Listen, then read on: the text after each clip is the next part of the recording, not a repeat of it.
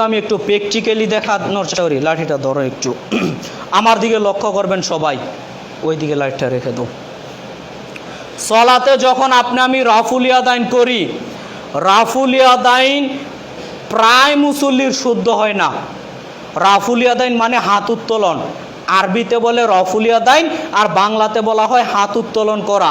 প্রায় মুসল্লির রাফুল ইয়াদাইন করা সহি শুদ্ধভাবে হয় না।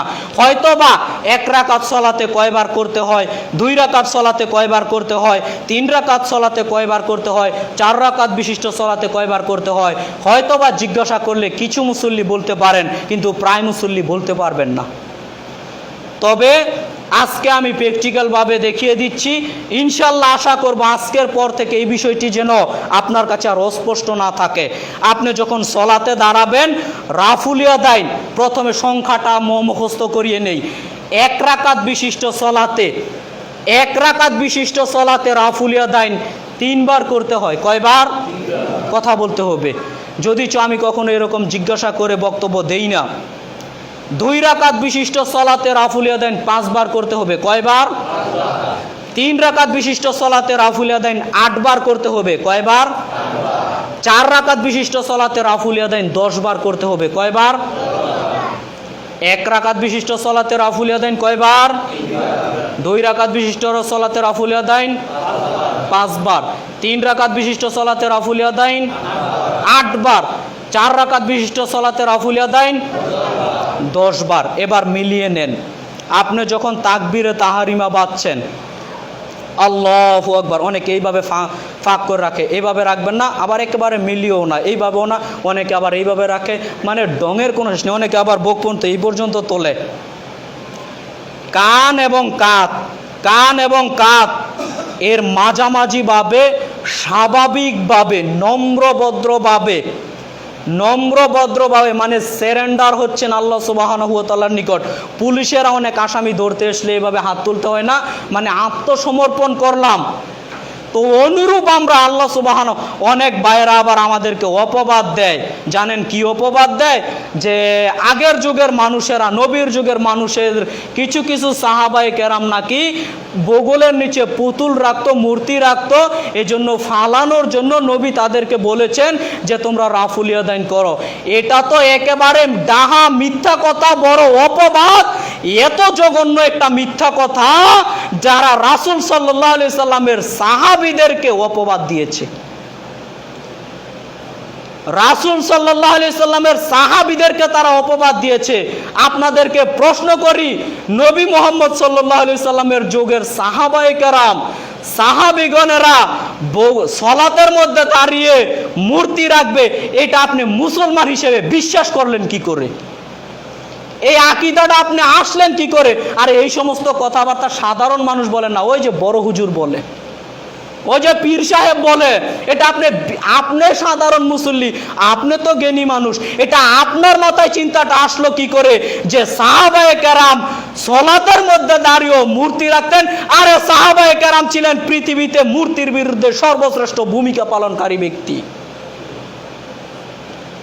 নবী রাসূলগণের পরে সাহাবায়ে কেরাম ছিলেন সর্বশ্রেষ্ঠ মূর্তির বিরুদ্ধে, ছবি ও মূর্তির বিরুদ্ধে বিরুদ্ধাচরণ করা ব্যক্তি, আর তাদের বিরুদ্ধে আপনি এরকম অপবাদ দিয়ে দিচ্ছেন। আপনি করেন না রাফুল ইয়াদাইন, এতে আপনার সলাত হবে না, এ কথা আমরা বলি না।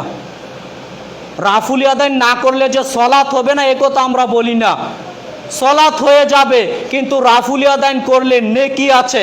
হাদিসে বর্ণিত হয়েছে, একবার রাফুল ইয়াদাইন করলে আল্লাহ সুবহানাহু ওয়া তাআলা ওই ব্যক্তির আমলনামায় 10টা নেকি দান করেন। সুবহানাল্লাহ। তো আমি রাফুল ইয়াদাইন করছি নেকির উদ্দেশ্যে, রাসূল সাল্লাল্লাহু আলাইহি সাল্লামের হাদিস পালনার্থে, আপনি আমাদেরকে উল্টার অপবাদ দিচ্ছেন, এটা কেমন করে হতে পারে? সম্মানিত উপস্থিতি, সময় সংক্ষিপ্ত, আসলে খুতবা এত লম্বা করা ঠিক নয়। এরপরও যেহেতু কথাটা ধরেছি, স্পষ্ট করে শেষ করে দিই। কি শেষ করব? শেষ করি, 5 মিনিটের মধ্যে ইনশাল্লাহ শেষ করে দিব। রাফুল ইয়াদাইন 1 রাকাত বিশিষ্ট সলাতে কয়বার করতে হয়? 2 রাকাত বিশিষ্ট সলাতে কয়বার? 3 রাকাত বিশিষ্ট সলাতে কয়বার? 4 রাকাত বিশিষ্ট সলাতে? এবার মিলিয়ে নেন, আল্লাহু আকবার বলে যখন হাত এইভাবেও বাঁধতে পারেন, এইভাবেও বাঁধতে পারেন, দোনোটিরই স্পষ্ট সহিহ হাদিস রয়েছে। তো আপনি যখন বুকের উপর হাত বাঁধছেন, প্রথম তাকবীরে তাহারিমা বাঁধলেন, কয়বার হলো? একবার।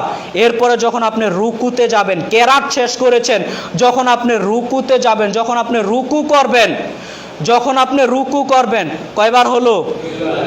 যখন আপনি রুকু থেকে দাঁড়াবেন, আবার রাফুল ইয়াদাইন করতে হবে, কয়বার হলো? এক রাকাত বিশিষ্ট সলাতে কয়বার রাফুল ইয়াদাইন করা লাগলো? 3 বার। এবার 2 রাকাত বিশিষ্ট সলাতে রাফুল ইয়াদাইন 5 বার করতে হয়। কেমন করে মিলিয়ে নেবেন? আপনি যখন রাকাত শেষ করেছেন, তখন যখন দাঁড়াবেন, তখন অনেকে আবার হাত তোলে, তখন হাত তোলার প্রয়োজন নেই। তখন সেজদা থেকে উঠে আল্লাহু আকবার বলে হাত এইভাবে বেঁধে দিবেন বুকের উপরে। কথাটা আমার বুঝতে পারলেন? হাত এইভাবে বুকের উপরে বেঁধে দিবেন। তো এখানে রাফুল ইয়াদাইন করা লাগলো না। আবার যখন রুকুতে যান, রাফুল ইয়াদাইন করা লাগবে। আবার যখন রুকু থেকে উঠবেন, রাফুল ইয়াদাইন করা। তো 2 রাকাত বিশিষ্ট সলাতে রাফুল ইয়াদাইন কয়বার হলো? 5 বার হলো। এবার 3 রাকাত বিশিষ্ট সলাতে, এবার যখন আপনি 2 রাকাত শেষ করেছেন, তাশাহুদ পড়েছেন, 2 রাকাত শেষ করে যখন দাঁড়াবেন তৃতীয় রাকাতের জন্য, কথা আমার বুঝতে পারলেন? যখন আপনি দাঁড়াবেন, তখন আরেকবার রাফুল ইয়াদাইন করতে হবে। তাশাহুদ শেষ করে যখন দাঁড়াবেন, তখন রাফুল ইয়াদাইন করে আবার বুকের উপর হাত বাঁধতে হবে। তো কয়বার হলো? 6 বারও গেল না। উনি হয়তো বা ভুল বুঝেছেন বিষয়টা, মানে বুঝতে পারেননি আর কি। 6 বার হলো। আবার যখন রুকুতে যাবেন, কয়বার হলো? 7 বার। আবার যখন রুকু থেকে উঠবেন, কয়বার হলো? 8 বার হলো। 3 রাকাত বিশিষ্ট সলাতে রাফুল ইয়াদাইন কয়বার হলো? 8 বার। আবার যখন চতুর্থ রাকাতের জন্য দাঁড়াবেন, তখন আর রাফুল ইয়াদাইনের প্রয়োজন নেই।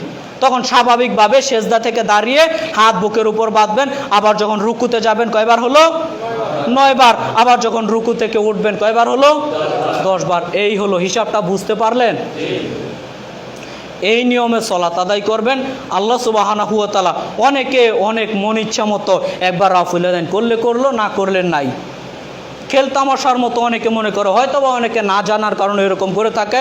বিষয়টা যখন জেনেছেন, আজকের পর থেকে এই বিষয়ে ভুল করবেন না বলে আশা করি।